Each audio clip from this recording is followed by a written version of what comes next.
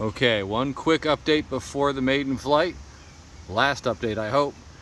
Got flying wires are all installed. The homemade spinner just finished getting it balanced properly. It's looking pretty good. Sounds much better than it did before.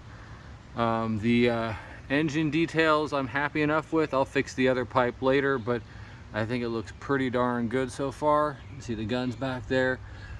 The new radiators installed. Got some of the decals installed. I need to put the crosses on the underside of the wings.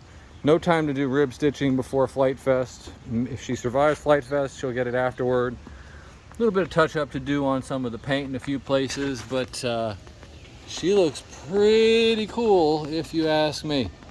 Pretty good view down there. Oh, I do need to finish doing the panel lines on the wood. That won't take too long. And we'll do a quick run up here.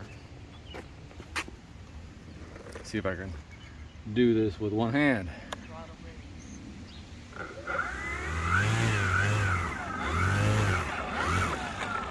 So she's alive and ready to go.